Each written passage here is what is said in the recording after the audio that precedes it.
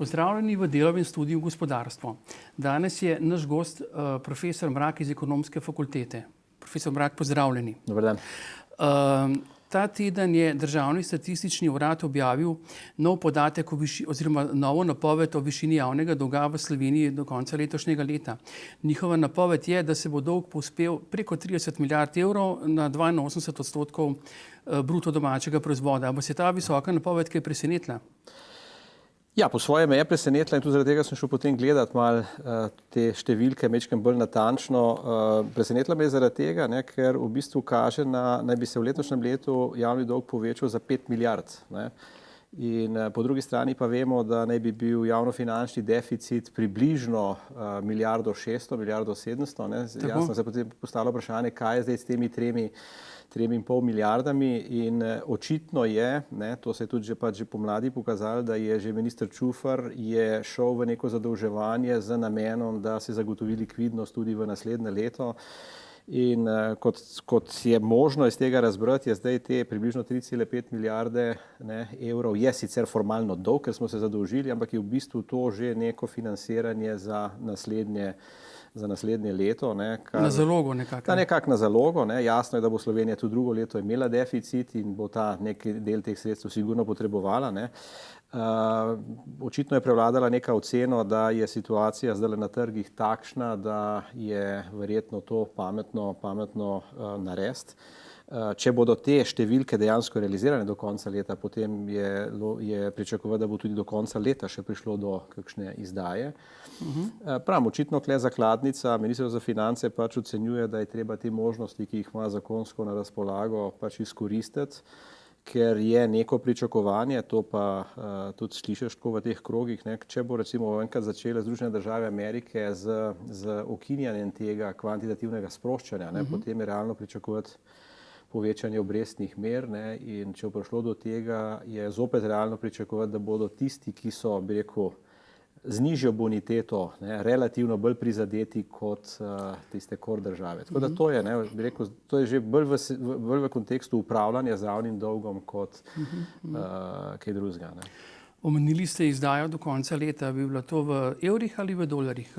Ki bi se bolj splačali, če bi do nje prišlo? Jaz mislim, da težko špekulirati. Vemo, smo imeli pred lansko leto to diskusijo, zakaj smo se zadolžili v dolarjih. Nekaj je pol argument Ministrstva za finance, cenovni. Jaz mislim, da bo ta zadolžitev verjetno v evrih. No, glavna domača naloga, ki nas čaka prihodnje leto, je znižanje javnofinančnega primanjkljaja pod te famozne 3% GDP-ja. Zdaj vemo, da je tukaj cela vrsta novih dodatnih obveznosti, recimo do hrvaških in bosanskih deviznih varčevalcev, potem stroški za izbrisane, potem dokapitalizacija bank, sanacija bank. Zdaj, ta enačba se bo verjetno težko išla za Ministrstvo za finance. No, vse te stvari, ki ste našteli, niso ravno take, da bodo padle v nekem velikem znesku v naslednje leto, po mojem mnenju. Res je, da smo obljubili, da pridemo z javnofinančnim deficitom pod 4%, proti 3%. Mislim, da smo kar precej še bolj ambiciozni. Mislim, da je targetirana stopnja 2,4, ampak pod 3. Tukaj moramo vedeti, imamo neke elemente, ki so pozitivni. Gospodarska rast je le precej večja, kot je bila takrat, ko se je delal lansko leto proračun za 2015, tako da tukaj je neki rezerve. Po drugi strani imamo pa kar vrsto stvari, ki bodo na odhodkovni strani ustvarjale neke potencialne, ne samo potencialne, nekatere dejanske probleme, nekatere pa bolj potencialni. Jaz mislim, da eden od problemov, ki bo zelo resen naslednje leto, čeprav se kakorkoli se malo čudno sliši, je ta problem z evropskimi sredstvi. Zakaj? Naslednje leto se dokončno izteka obdobje, v katerem je treba počrpati sredstva, ki so bila na razpolago za obdobje 2007-2013. Po tej formuli N+2, se pravi še leto 2015 je nekako upravičeno. In zdaj, če boš hotel te stvari počrpati v čim večjem meri, boš moral tudi te stvari, ki so prišle zamude od prejšnjih let, na nek način popraviti. Ne. In če samo gledamo, v bistvu, kaj se nam dogaja letošnje leto, ne. Jaz sem šel gledati podatke do konca avgusta letošnjega leta, smo počrpali 250 od predvidenih 900 za letošnje leto. Zmeri je na koncu leta ta dinamika večja, ampak očitno imamo kle probleme. Če bo to manj, to pomeni, da bo pritisk v naslednjem letu večji. Ne. To pomeni, da bodo izdatki večji proračunski, ne, in bo pol doseganje tega cilja problem. Ne. Druga stvar, ki je dejstvo, ne, tole zadolževanje, ne, pomeni, da se obseg plačil za obresti povečuje. Ne. Mi imamo v letošnjem letu za obresti približno 1,2 milijarde, pred krizo je bilo tega približno 600 milijonov, ne, in zdaj tudi tole zadolževanje, da rečem tako malo za zalogo, ne, pomeni še dodatno, ne, obrestni pritisk. Ne. To, kar ste vi omenili glede varčevalcev, jaz mislim, da, kolikor jaz razumem celo stvar, je treba kle v enem letu pripraviti neko shemo, ne, in v tej shemi bo treba potem tudi neko dinamiko tega izplačevanja pač predvideti, ne. Nikakor pa to ni neka stvar, ki bi v naslednjem letu prišla, da rečem tako, noter. Ne. Tle je tudi jasno, ne, potencialen problem so te stvari z temi podrejenci, ne, ampak to so pa stvari, ki se bodo reševale. Tudi če se bo šlo do tega, bo to pač problem dodatnega javnega dolga. Ne. Minister Mramor, minister za finance in premier Cerar, verjetno zdaj že delate na proračunu oziroma rebalansu proračuna za prihodnje leto. Oba dva ste rekla, da bo treba zmanjšati neracionalno trošenje v proračunu. Zdaj, kakšne ukrepe bi jima vi nekako predlagala? Nekaj? Kje vi vidite mogoče prostor za to? Težko zelo takole.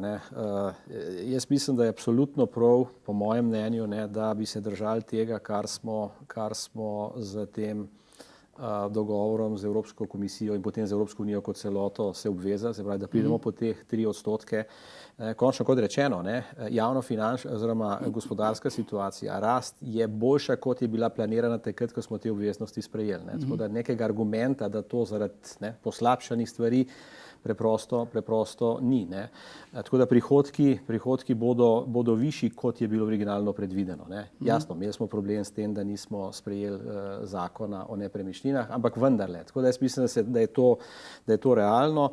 Zdaj, katere stvari na odhodkovni strani pri obrestih nimaš kaj narediti, ne. Jaz mislim, da ena od stvari, kjer je zmeri več govora o tem, da so zelo vprašljive, da ne rečem kaj več, ne, so te različne subvencije v gospodarstvu. Ne. Tudi končno slišite kar precej gospodarstvenikov, ki govorijo o tem, ne, da je bilo treba, ne, da je verjetno neto rezultat teh subvencij slabši, kot se mogoče pričakuje.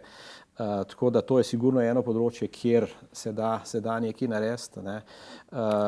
Brez dvoma bo vlada, ne, jasno, to je tudi najavljeno, morala iti v ta dogovor z sindikati glede tega, ker vemo, da pač dogovor s sindikati se izteče konec letošnjega leta. To, kar je prejšnja vlada, ne, prejšnji minister Virant nekako dosegel, vsaj kar je bilo skozi medije nekako predstavljeno, ne, je verjetno tista stvar, za katero bo tudi ta vlada morala iti v to. Ne smemo pa pozabiti, da so bile pa kle obljube, ne, dane pa precej bolj ambiciozne. Ne. Govora je bila o 5% zmanjšanju mase plač. Jaz mislim, da je to stvar, ki bo zopet predmet razgovora z Evropsko komisijo, ne. Ampak tistih 3% pa verjetno ne bo predmet. Ja, no, recimo sindikati javnega sektorja so danes nekako spet dali vedeti, da se ne bi niti začeli pogajati o znižanju plača. Ne. Kako to razumete kot neko, bi rekel, neka začetna pogajalska izhodišča? Jaz mislim, da se zdaj vsi pač pripravljajo na pogajanja. Ne. Zdaj problem je v tem, da je bil nek dogovor že dosežen, ne, v eni fazi, ki sicer z eno drugo vlado, ne, ampak vendarle, ne, jaz mislim, da bo verjetno to tisto, kar se bo v končni fazi nekako targetiralo in kar je verjetno tudi realno. Ne. Ena stvar je pač zanimiva, ne. Zanimiva. Ne. Vsi zdaj živimo majčkeno v nekem vzdušju, ne. Evo, gospodarska rast se je vrnila, ne, zdaj pa v bistvu gremo ven iz krize. Ne. neka to vrstno olajšanje ne, bi bilo verjetno zelo prehitro. Ker ta rast v letošnjem letu je zelo specifična v Sloveniji. Zelo specifična.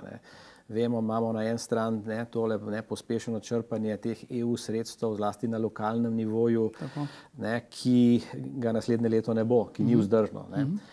Tudi tole, kar je govora o tem okolju, Rusija, Ukrajina, glede izvoza.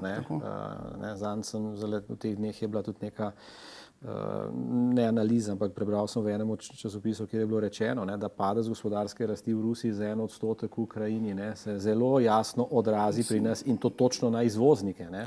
Tako da, hočeš reči, teh tveganj je kar nekaj, tako da ni presenetljivo to, da vsi prognozirajo rast za naslednje leto nižjo. Tako da jaz upam, da bo to sestavni del razmišljanja vseh. Dobro, zdaj, če pogledamo še širši kontekst, zdaj nekateri govorijo že o krizi v obliki trojnega V, se pravi, zdaj zaenkrat se nam je zgodil dvojni V, zdaj trojni V, tisti zadnji V ne bi pomenil spet pot navzdol, pa ne samo v Sloveniji, mislim tudi v Evropi. Zraven imamo še deflacijo. Zdaj, vi ste večkrat tudi opozarjali na to nevarnost neke deflacijske spirale. Zdaj, kako vi vidite zdaj to nevarnost? Mislim, da zaenkrat točno je, da v Sloveniji imamo na generalnem nivoju deflacijo, ampak je to, če se pogleda po skupinah proizvodov, je zelo različno. Tako da še ne moramo govoriti o neki generalni. Tudi na evropskem nivoju, to mislim, da je ključen argument tudi Evropske centralne banke, da v bistvu inflacija je preniska in je bistveno nižja od tega, kar se targetira, ampak se še vedno želi, še vedno je ocena, da se da izogniti neki deflaciji tistega tipa, ki so jo pač poznali na Japonskem pred desetletjem. Bo pa zanimivo, jaz mislim, da je ta pritisk na Evropsko centralno banko, da nekaj bolj radikalnega naredi in mogoče bomo že danes tudi kaj slišali, kakšne napovedi o tem.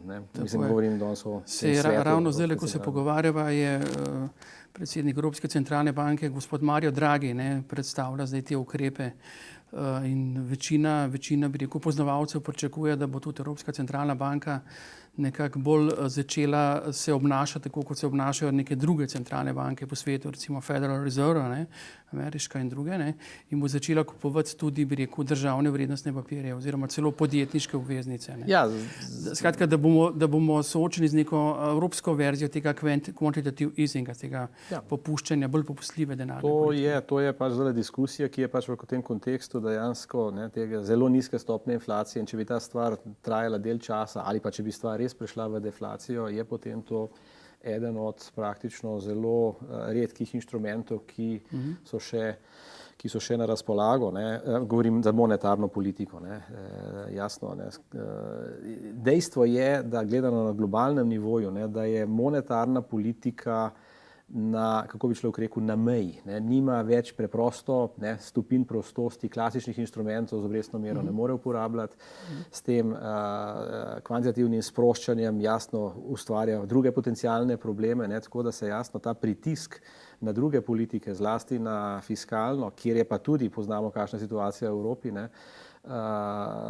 ni dosti prostora in s tem se potem stvar seli na te politike, ki se pač imenujejo strukturnih reform, in v to smo tudi mi ujeti. No, če pogledamo še eno področje za konec, kako spodbuditi rast v Sloveniji. Zdaj vemo, da ta prostor za, bi rekel, ko smo na eni strani soočeni z zahtevami po fiskalni konsolidaciji, po drugi strani pa iščemo neko pot za neko gospodarsko rast, ki bi zvišala proračunske prilive, je ta manevrski prostor v tem trenutku precej omejen pri nas. Ki jo vi vidite, recimo? Jaz mislim, da je ta prostor dejansko zelo omejen in tisti, ki pričakuje, da bo kle prišlo do neke hitre rešitve v pozitivni smeri, po mojem se moti. Jaz upam, da se motim, pa da bo do tega prišlo, ampak tega preprosto ne vidim. Mi ne moramo iti v to, kar včasih slišiš, sicer zdaj manj kot en čas, pred časom, povečati javno fiskalni deficit in iti v dodatno financiranje.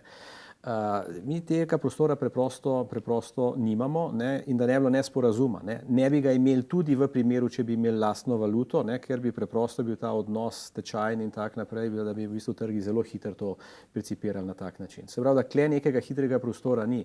Žal bomo mi morali iti po tej poti, ki je sicer začeta, ne, tega prestrukturiranja podjetniškega sektorja, govorim zdaj ta slaba banka, DUTB, holdingi, ne, in ključna stvar, ki je, ne, in jaz mislim, da je tudi eden problem, ne, ker je dosti govora o tem, da morajo zdaj banke več financirati. Ne. Ključen problem slovenskega gospodarstva je, da je prezadolženo.